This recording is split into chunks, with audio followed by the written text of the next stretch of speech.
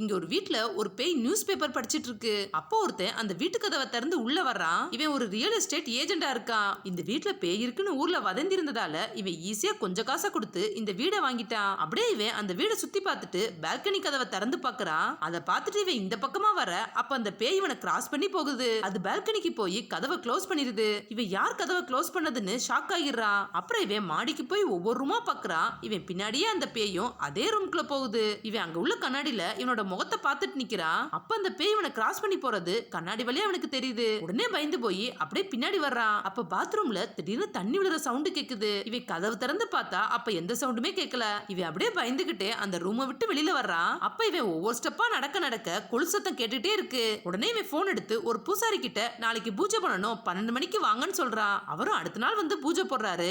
அப்ப அந்த பேய் பூசாரியோட காது கிட்ட கொலுசு வச்சு சத்தம் கொடுத்துட்டே இருக்கு. இதனால அந்த பூசாரி பயந்து அங்க இருந்து ஓடிடுறாரு. இவன் அடுத்த நாள் இன்னொரு சாமியார அங்க கூட்டிட்டு வர்றான். அவரும் வீட்டுக்குள்ள விபூதி போட்டுக்கிட்டே உள்ள வராரு. அவர் இந்த பேயை கண்டபடி திட்டி போக வைக்க ட்ரை பண்றாரு. இவர் திட்டினதை கேட்டு அந்த பேய் கோவப்பட்டு அவரை அடிச்சு வரட்டிடுது. அடுத்த நாள் இவன் சிலுவையை காட்டி அதை வரட்ட பாக்குறான். அப்பவும் கொலுசு சத்தம் கேட்டுக்கிட்டே இருக்கு. இவன் பயந்து அங்க இருந்து ஓடிடுறான். மறுபடியும் அடுத்த நாள் வேப்பிலையை காட்டி வரட்ட பாக்குறான். அப்ப அந்த பேய் அதுலயே தீ வச்சிருது. இதனால இவன் டென்ஷன் ஆகி உன்னை எப்படியாச்சும் இந்த வீட்டை விட்டு வரட்டி காட்டுறேன்னு சொல்லிட்டு கிளம்பிடுறான். அப்ப இவனுக்கு ஆப்போசிட்ல தான் அந்த பேய் இருக்கு. இவன் அந்த பேயை கிராஸ் பண்ணி தான் போறான். அடுத்த நாள் அவனுக்கு ஒரு அசம்பாவிதம் நடந்துருது. அதுக்கப்புறம் இவன் அந்த வீட்டுக்குள்ள வர்றான். இவனை பார்த்து அந்த பேயே பயந்துருது. பார்த்தா இவனும் இப்ப பேயா வந்து அவனை முறைச்சு பாக்குறான். அந்த அசம்பாவிதத்துல இவன் இறந்துட்டான். இவன் இறந்ததுக்கு அப்புறம் அந்த பேயை பழி வாங்குறதுக்காக இவனும் பேயா வந்துட்டான்.